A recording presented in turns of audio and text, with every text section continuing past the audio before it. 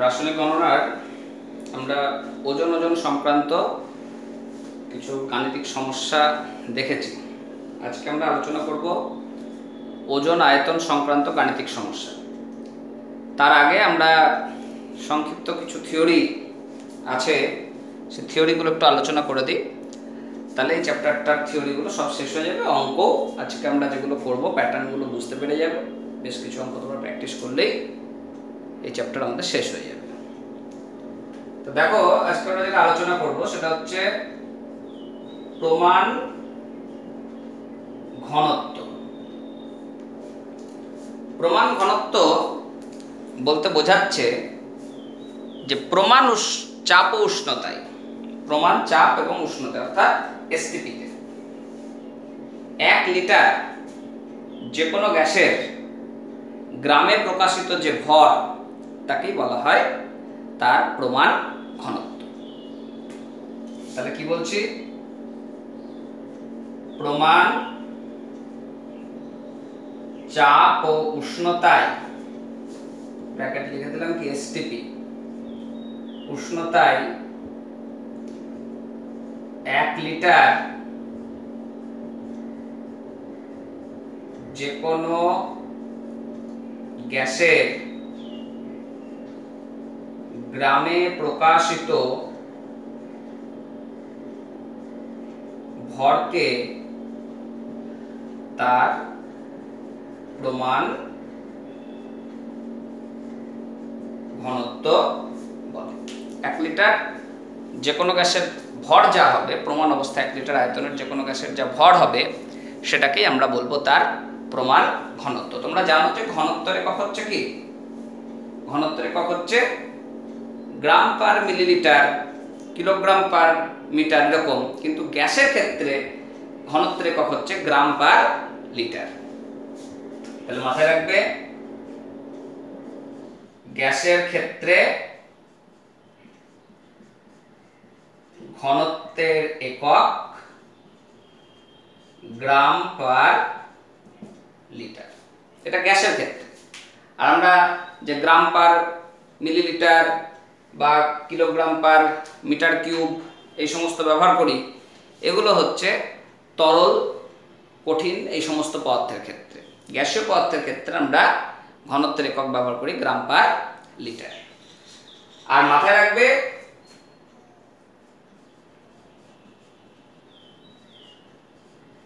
Hydrogen গ্যাসের প্রমাণ ঘনত্বের মান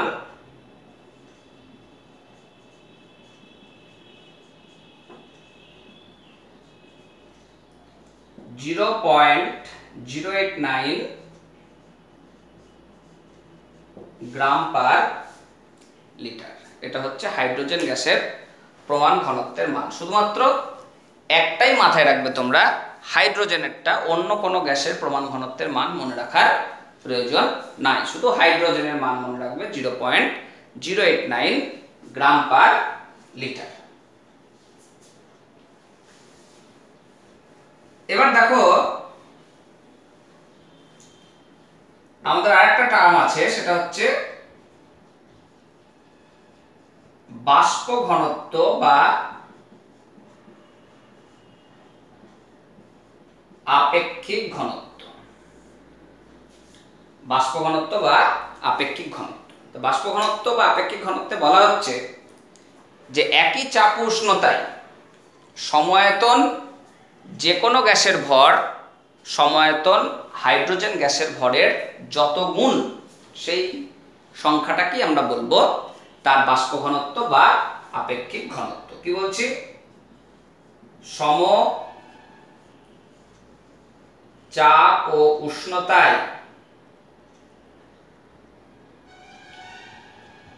একই আয়তনের যে কোনো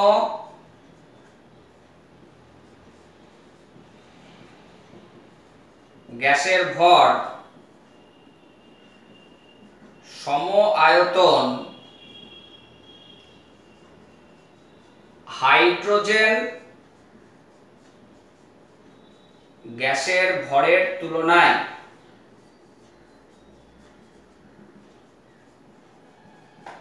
যত গুণ হয় তাকে তার বাষ্প ঘনত্ব বলে। সমচাপ উষ্ণতায় একই আয়তন বা সম আয়তন কথাটা করে দাও, একই পরিবর্তে সম। সমায়তন যে কোনো গ্যাসের ভর, সমায়তন হাইড্রোজেন গ্যাসের ভরের তুলনায় যত গুণ তাকে আমরা বলছি বাষ্প ঘনত্ব। বিষয়টা কি বলি, ধরো এখানে একটা ভি আয়তনের পাত্র নিলে, তার মধ্যে তুমি কার্বন ডাই অক্সাইড গ্যাস ভরলে, আর একটা ভি আয়তনের পাত্র নিলে, তার মধ্যে তুমি হাইড্রোজেন গ্যাস ভরলে। এবার এর ক্ষেত্রেও যে টেম্পারেচার আছে, এর ক্ষেত্রেও যা প্রেসার আছে, এখানেও তাই। এখানে আমরা যে চাপের গ্যাসটাকে রেখেছি, এখানেও সমপরিমাণ চাপ আছে। ধরো পি চাপ এখানে আছে, তো পি চাপ এখানে আছে, টি উষ্ণতা এখানে আছে, তাহলে টি উষ্ণতা এখানেও আছে। দিয়ে তুমি এই কার্বন ডাই অক্সাইড, তার ভি আয়তনের কার্বন ডাই অক্সাইডের ভর পেলে m1, আর এর ভর পেলে m2। তাহলে এই m1টা m2 এর কত গুণ, m1টা m2 এর কত গুণ, অর্থাৎ m1 বাই m2, এই সংখ্যাটাকেই বলছি বাষ্প ঘনত্ব। ধরো তুমি এখানে m2 এর ভ্যালু তুমি ধরো পেলে 2 গ্রাম, আর m1 এর ভ্যালু ধরো পেলে তুমি 88 গ্রাম, 44 গ্রাম। তাহলে কার্বন ডাই অক্সাইডটা হাইড্রোজেনের তুলনায় কত গুণ ভারী? তাহলে কার্বন ডাই অক্সাইড হাইড্রোজেনের তুলনায় 22 গুণ বেশি ভারী। তাহলে কার্বন ডাই অক্সাইডের আমি ভি আয়তনের ভর পেয়েছি 44 গ্রাম, যেটাকে আমরা m1 বলছিলাম, আর এখানে হাইড্রোজেনের ভি আয়তনের ভর পেয়েছি 2 গ্রাম, যেটাকে আমরা m2 বলছিলাম। তাহলে এই 44 গ্রাম বাই 2 গ্রামের তুলনায় কত গুণ বেশি? 44 বাই 2 মানে হচ্ছে 22। তাহলে এই 22টাকে কি বলবো? 22টাকে বলবো কার্বন ডাই অক্সাইডের বাষ্প ঘনত্ব। তাহলে এই সংখ্যাটাকে বলছি CO2 এর বাষ্প ঘনত্ব। তাহলে নিশ্চয়ই বুঝতে পারছো, বাষ্প ঘনত্ব মানে হচ্ছে কোনো গ্যাসের সম আয়তনের ভর সমচাপ উষ্ণতায় একই আয়তনের হাইড্রোজেন গ্যাসের তুলনায় যত গুণ হবে, সেই সংখ্যাটাকে আমরা বলবো তার বাষ্প ঘনত্ব বা ভেপার ডেনসিটি। তাহলে আমরা এটাকে এভাবে লিখতে পারি,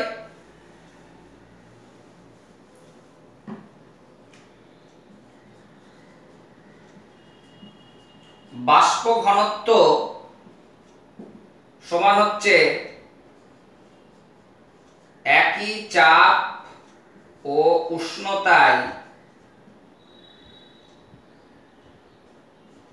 ভি আয়তন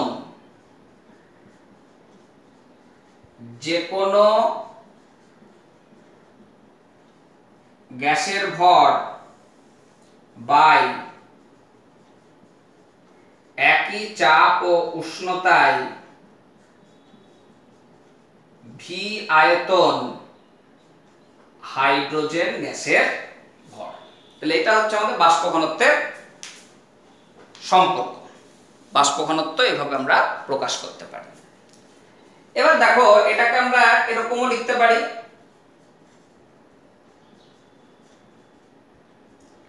বাষ্প ঘনত্ব, এবার চাপ উষ্ণতাটা এসটিপি হতে পারে, প্রমাণ চাপ উষ্ণতা। তাহলে আমরা বলতে পারি কি এসটিপি তে ভি আয়তন যে কোনো গ্যাসের ভর বাই এসটিপি তে ভি আয়তন হাইড্রোজেন গ্যাসের ভর। খুব ভালো করে দেখবে, সম্পর্কগুলো ঠিকঠাক বুঝতে পারলেই প্রবলেম, তোমাদের অঙ্ক যেগুলো থাকবে এখান থেকে সব পারবে। তাহলে বাষ্প ঘনত্ব সমান আমরা বলতে পারি কি এসটিপি তে 1 লিটার যে কোনো গ্যাসের ভর বাই এসটিপিতে 1 লিটার হাইড্রোজেন গ্যাসের ভর। তাহলে দেখো আমরা একটু আগে প্রমাণ ঘনত্ব তাতে কি পেয়েছি যে 1 লিটার যে কোনো গ্যাসের ভরকেই বলা হচ্ছে তার প্রমাণ ঘনত্ব। তাহলে বাষ্প ঘনত্ব মানে লিখতে পারি কি যে কোনো গ্যাসের প্রমাণ ঘনত্ব বাই হাইড্রোজেন গ্যাসের প্রমাণ ঘনত্ব। কারণ এসটিপিতে 1 লিটার হাইড্রোজেন গ্যাসের ভর যা গ্রাহ্য প্রকাশিত ভর সেটাই হচ্ছে কি হাইড্রোজেনের প্রমাণ ঘনত্ব। আর এখানে এসটিপিতে 1 লিটার যে কোনো গ্যাসের গ্রাহ্য প্রকাশিত যা ভর সেটাকে কি বলবো ওই গ্যাসটার ঘনত্ব। তাহলে আমরা এখানে একটা সম্পর্ক পাচ্ছি বাষ্প ঘনত্ব মানে যে কোনো গ্যাসের প্রমাণ ঘনত্ব বাই হাইড্রোজেন গ্যাসের প্রমাণ ঘনত্ব। তাহলে বাষ্প ঘনত্বর সঙ্গে হাইড্রোজেন গ্যাসের প্রমাণ ঘনত্ব বা হাইড্রোজেন গ্যাসের প্রমাণ ঘনত্বের সঙ্গে অন্যান্য গ্যাসের প্রমাণ ঘনত্বের আমরা এখানে একটা সম্পর্ক প্রতিষ্ঠা করতে পারলাম। তাহলে আমরা এরকমও লিখতে পারি বাষ্প ঘনত্ব গণিত হাইড্রোজেন গ্যাসের প্রমাণ ঘনত্ব সমান যে কোনো গ্যাসের প্রমাণ ঘনত্ব। তাহলে আমরা কোনো গ্যাসের বাষ্প ঘনত্ব যদি জানতে পারি তাহলে অন্য গ্যাসের প্রমাণ ঘনত্ব আমরা হিসাব করতে পারব। এই বাষ্প ঘনত্বটা লিখে দিকে যে কোনো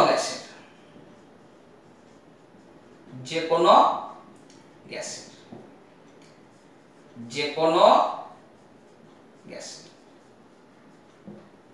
এটা একটা আমাদের সম্পর্ক পাই। এই সম্পর্কগুলো তোমাদের যে বই তোমরা পড়ো বাজারে অনেক বই আছে সব বইয়ে কিন্তু নাই।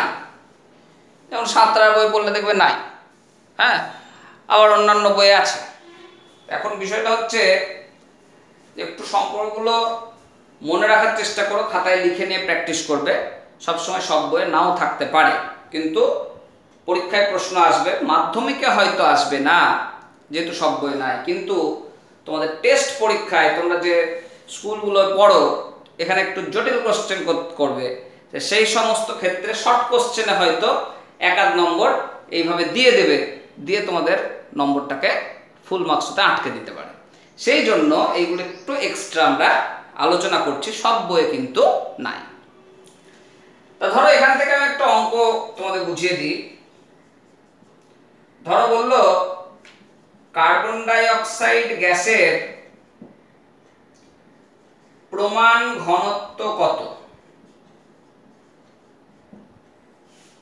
আর তোমাকে বলা হলো CO2 এর বাষ্প ঘনত্ব 22। তাহলে আমরা CO2 এর প্রমাণ ঘনত্ব সমান কি বলবো CO2 এর বাষ্প ঘনত্ব ইনটু হাইড্রোজেন গ্যাসের প্রমাণ ঘনত্ব, যেটার মান তোমরা জানো 0.089। তাহলে গুণ করে নাও, কত আসছে দেখো।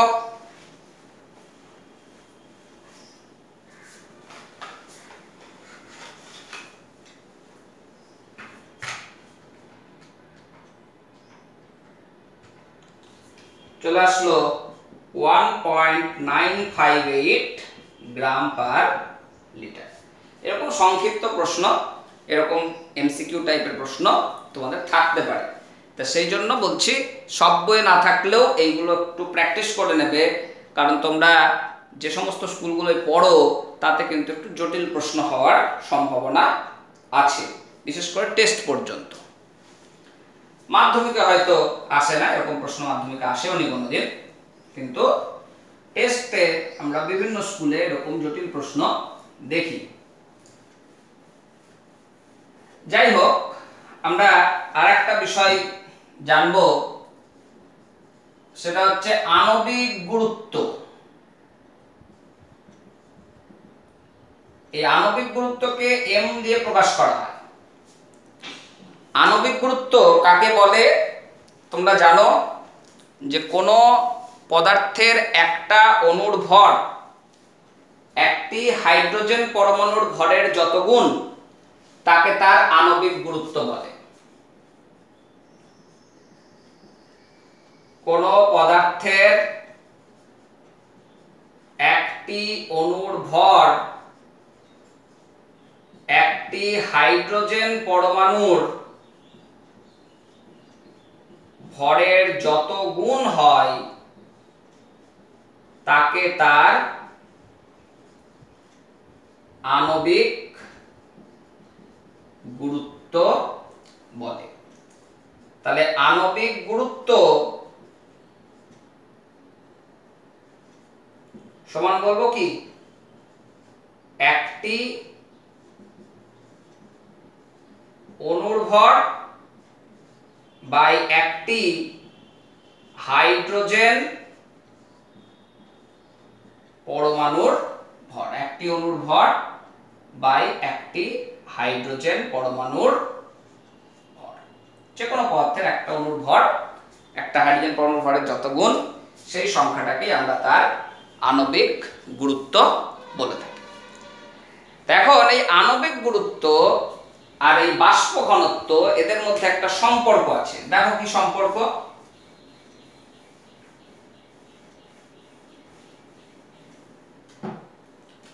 তাহলে কি বলছি,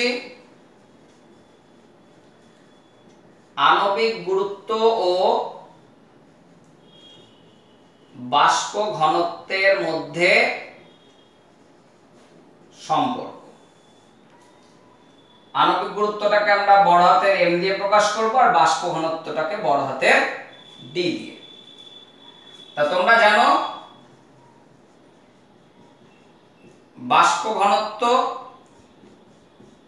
মানে আমরা কি বলেছিলাম, সমচাপ উষ্ণতায় সমায়তন যে কোনো গ্যাসের ভর বাই সমচাপ উষ্ণতায় সমায়তন হাইড্রোজেন গ্যাসের ভর।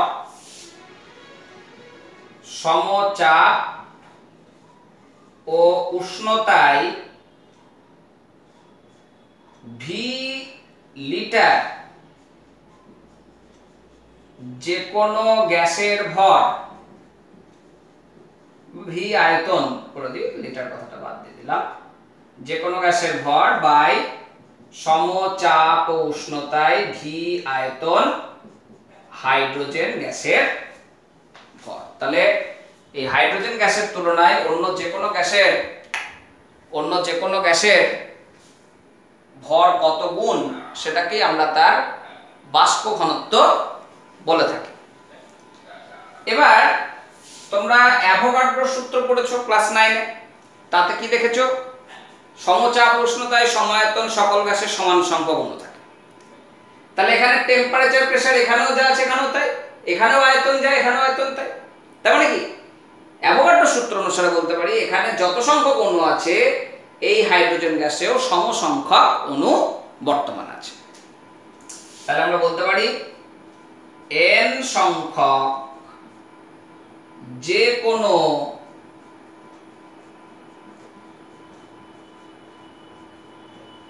গ্যাসের ভর, n সংখ্যক যে কোনো গ্যাসের অণুর ভর বাই n সংখ্যক হাইড্রোজেন গ্যাসের অণুর ভর। তাহলে এটা আমরা কোথা থেকে পেলাম, অ্যাভোগাড্রোর সূত্র অনুসারে।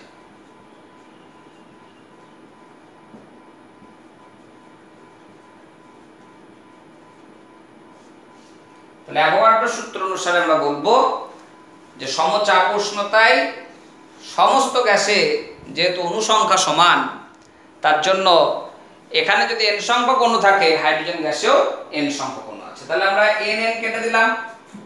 তাহলে বলতে পারি কি, একটি যে কোনো গ্যাসের অণুর ভর বাই একটি হাইড্রোজেন গ্যাসের অণুর ভর। এবার দেখো হাইড্রোজেন গ্যাসের সংকেত কি, H2। তাহলে এখানে কটা হাইড্রোজেন পরমাণু আছে, দুটো হাইড্রোজেন পরমাণু আছে, দুটো হাইড্রোজেন পরমাণু, একটা অণুতে দুটো হাইড্রোজেন পরমাণু। তাহলে আমরা বলবো কি, একটি যে কোনো গ্যাসের অণুর ভর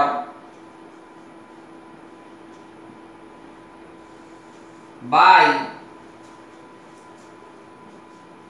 দুটি হাইড্রোজেন পরমাণুর ভর। কারণ একটা হাইড্রোজেন গ্যাসের অণুতে দুটো হাইড্রোজেন পরমাণু আছে, তার জন্য একটি হাইড্রোজেন গ্যাসের অণুর ভরকে আমি লিখতে পারি কি, দুটো হাইড্রোজেন পরমাণুর ভর। বা এটাকে লেখা যায় 1/2 গণিত একটি যে কোনো গ্যাসের অণুর ভর বাই একটি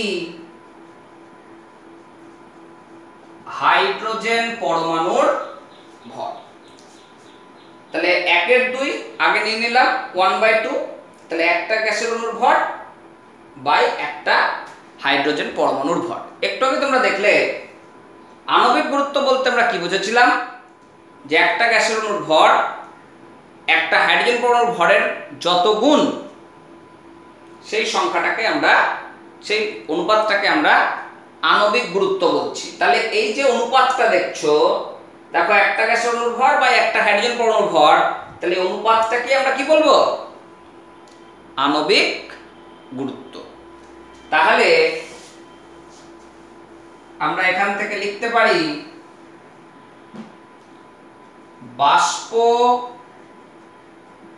ঘনত্ব সমান 1/2 গণিত আণবিক গুরুত্ব, বা 2 গণিত বাষ্প ঘনত্ব সমান আণবিক গুরুত্ব।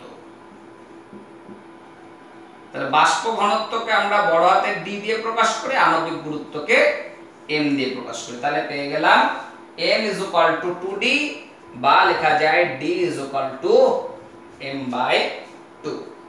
D = M/2। তা দেখো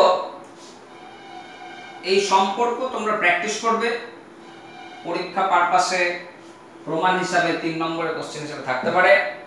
M = 2D বা D = M/2। এবং বেশিরভাগ ক্ষেত্রে শর্ট কোশ্চেনের মধ্যে এগুলো থাকে, এমসিকিউ এর মধ্যে দিয়ে দেয়, কোন গ্যাসের আণবিক গুরুত্ব বলে দেয়, বাষ্প ঘনত্ব কত জানতে চাই। এই নিয়ে কিন্তু প্রশ্ন অনেকবার মাধ্যমিকেও এসেছে, তাই এইগুলো কিন্তু লক্ষ্য রাখবে। প্রমাণ হয়তো আসেনি কোনোবারই, কিন্তু প্রমাণ না এসে এই ছোট ফর্মুলাটা থেকে অঙ্ক এসছে বিভিন্ন বছর, বিভিন্ন জায়গায় অঙ্ক আছে। তো যাই হোক, আমরা একটা উদাহরণ বলি। ধরো বলে দিলাম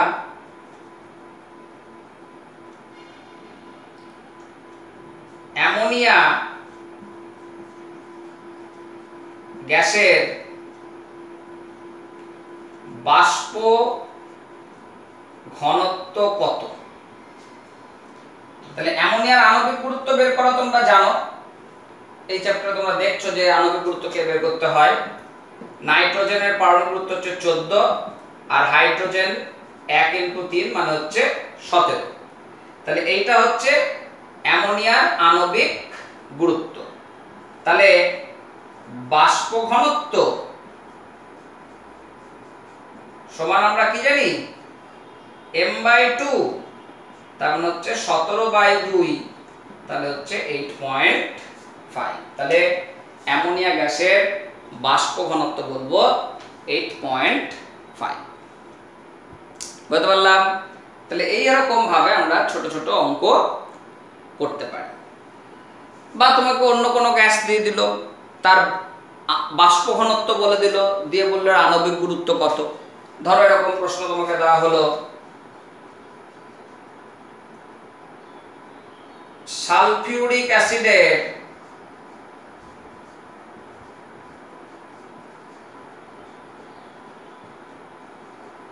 বাষ্প ঘনত্ব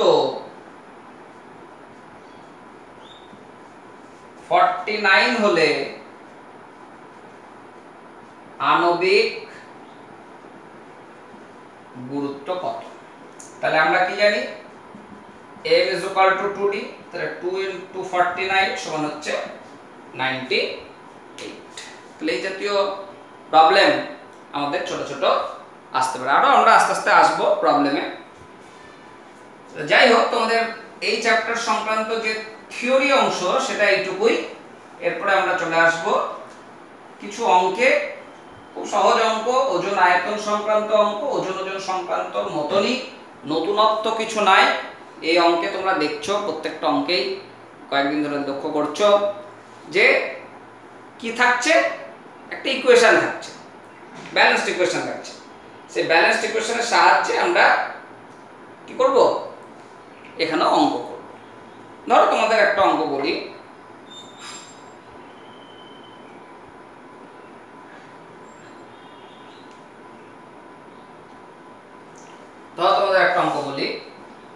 যে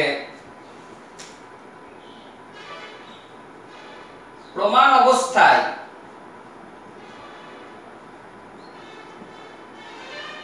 (22.4 লিটার অক্সিজেন গ্যাস প্রস্তুতিতে কত গ্রাম পটাশিয়াম ক্লোরেট প্রয়োজন? তাহলে পটাশিয়াম ক্লোরেট থেকে অক্সিজেন প্রস্তুতির বিক্রিয়া তোমরা আগেও করেছো, আবার লিখছি। 2KClO3 থেকে 2KCl প্লাস 3O2। তাহলে এখানে কি দেখছি, ব্যালেন্সড ইকুয়েশনে এটা দেখছি 2 মোল আছে আর অক্সিজেন হচ্ছে 3 মোল। তাহলে এর 2 মোলের ভর বের করবে, কারণ কত গ্রাম KClO3 দরকার বলেছে। তাহলে KClO3 এর K এর ভ্যালু, Cl এর ভ্যালু, অক্সিজেনের ভ্যালু দেওয়া থাকে, অনেক সময় নাও দেওয়া থাকতে পারে, মুখস্থ রাখবে। 2 মোলের ভর বের করো। এটা পটাশিয়াম 39, ক্লোরিন 35.5 আর অক্সিজেন 316.48। তাহলে হিসাব করলে আসবে 2 গুণিত 122.5 বা 245। কিন্তু অক্সিজেনটা দেখো কিসে দিয়েছে, আয়তনে দিয়েছে। আয়তনে দিলে তখন কিন্তু এর ভর বের করবে না। আগের যে অঙ্কগুলো আমরা কি করছিলাম, ভর বের করছিলাম, এখানে ভর বের করবে না, এখানে আয়তন বের করব। তা তোমরা সব সময় মাথায় রাখবে, ক্লাস 9 এ বারবার পড়েছো যে প্রমাণ অবস্থায় 1 মোল গ্যাসীয় পদার্থের আয়তন হয় 22.4 লিটার। তাহলে এখানে 3 মোল অক্সিজেন আছে, তাহলে 3 মোলের আয়তন হচ্ছে 3 × 22.4 লিটার। 3 × 22.4 লিটার। তাহলে এটা আসছে 4 × 3 = 12, 2 থাকলো 1, 3 × 6 = 7, 67.2 লিটার। কত বললাম? তাহলে আমরা বলবো এই 67.2 লিটার অক্সিজেন পেতে KClO3 প্রয়োজন 245 গ্রাম।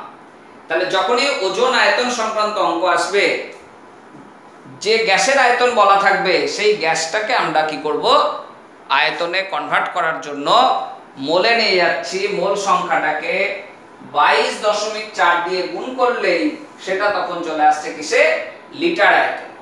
22.4 দিয়ে গুণ করলে সেটা চলে আসছে লিটার আয়তন। তাহলে দেখো এখানে 3 মোল অক্সিজেন গ্যাস আছে, তাহলে 3 মোলের আয়তন হচ্ছে 3 × 22.4 লিটার।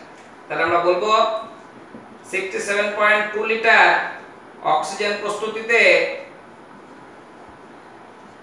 KClO3 প্রয়োজন 245 গ্রাম। তাহলে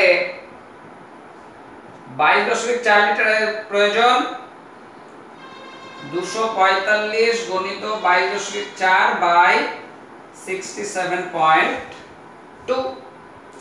তাহলে এটা হিসাব করো, 3 আসলো। তাহলে 245 কে 3 দিয়ে ভাগ করো, 3 আসছে 24, 5 নামলো 3 কে 3, 2 নামলো 0.0, 3 6 18, এই চলবে 6666। তাহলে হয়ে গেল 245 ভাগ 3 মানে 81.66 গ্রাম KClO3 প্রয়োজন। তাহলে অঙ্কের কিন্তু নতুনত্ব কিছু নাই, যা ওজন সংক্রান্ত করেছে সমস্ত অঙ্ককে তুমি ওজন আয়তনেও নিয়ে আসতে পারবে।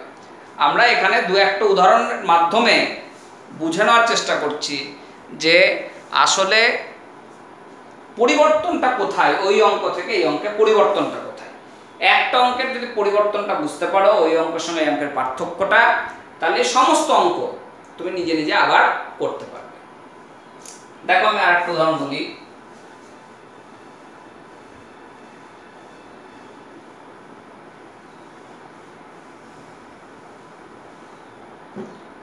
ধরো বললাম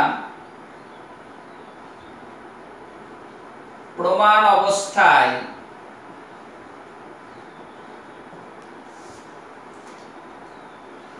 (11.2 লিটার কার্বন ডাই অক্সাইড প্রস্তুতিতে কত গ্রাম ক্যালসিয়াম কার্বনেটকে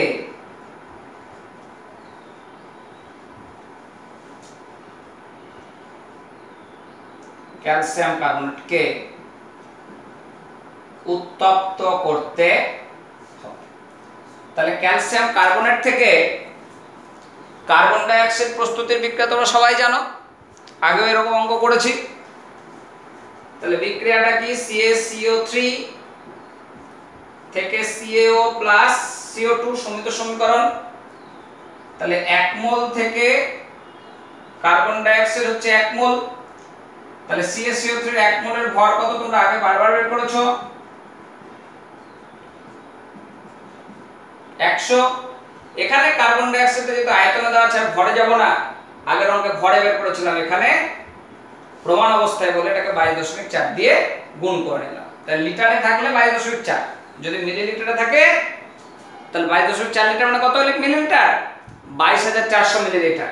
এটা মাথায় রাখবে, 22.4 লিটার সমান হচ্ছে 22,400 মিলিলিটার। যদি অঙ্ক মিলিলিটারে থাকে তাহলে কিন্তু 22.4 না বসে 22,400 বসে করতে পারে। তাহলে বলবো কি 22.4 লিটার CO2 প্রস্তুতিতে CaCO3 প্রয়োজন 100 গ্রাম। তাহলে 11.2 লিটার CO2 প্রস্তুতিতে CaCO3 প্রয়োজন 100 বাই 22.4 ইনটু 11.2, 50 গ্রাম। অতএব ক্যালসিয়াম কার্বনেট প্রয়োজন 50 গ্রাম। 50 গ্রাম ক্যালসিয়াম কার্বনেট আমাদের লাগবে। তো যাই হোক, এরকম ভাবেই আমরা প্রবলেমগুলো এগিয়ে যাব। যে অঙ্কই দেখ একইভাবেই হিসাব হয়ে যাবে, শুধুমাত্র ওখানে ওজন, এখানে ওজন আয়তনে আয়তনে যাওয়ার জন্য যে গ্যাসের আয়তন দেওয়া থাকবে সেই মোল সংখ্যাকে 22.4 বা মিলিলিটারে থাকলে 22,400 মিলিলিটার দিয়ে গুণ করে দেবে। ধরো এরকম তোমাকে দিতে পারে, একটা অঙ্ক লিখছি 3 নম্বর। ধরো বললো প্রমাণ অবস্থায়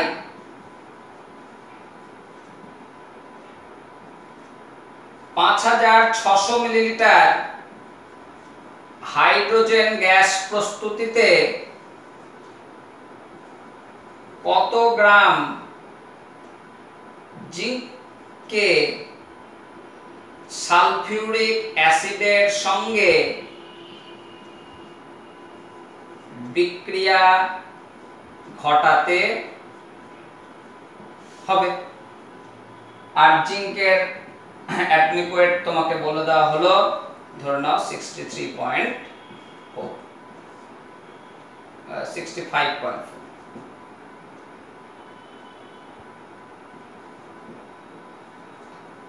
একটা মান দিতে হবে। বিক্রিয়া লেখো।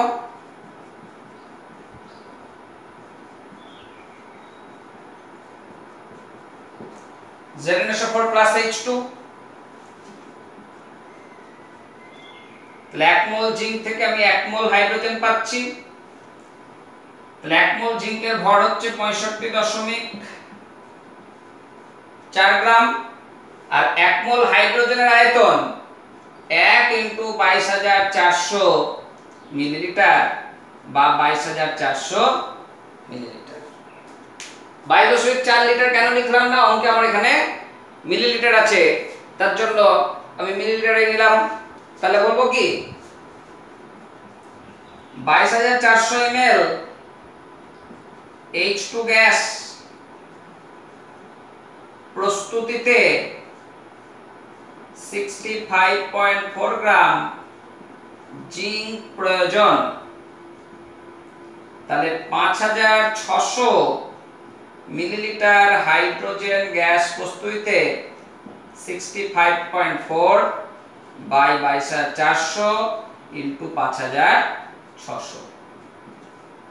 তাহলে 65.4 কে 4 দিয়ে ভাগ করে নাও।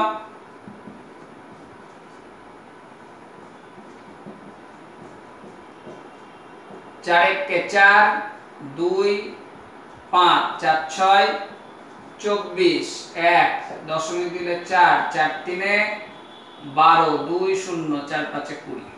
তাহলে হলো 16.35 গ্রাম। অতএব 16.35 গ্রাম জিঙ্ক প্রয়োজন। বুঝতে পারলে? তাহলে এই জাতীয় অঙ্ক আমরা প্র্যাকটিস করব, তোমাদের আরও অঙ্ক আমি করতে দেব গ্রুপে। এখন আপাতত এই থিওরি অংশটুকু প্র্যাকটিস করো আর অঙ্কগুলো দেখো। আমরা কিছু অঙ্কের পরে তোমাদের হোমওয়ার্ক হিসেবে দেব, তারপর আমি সলভ আবার করে দেব।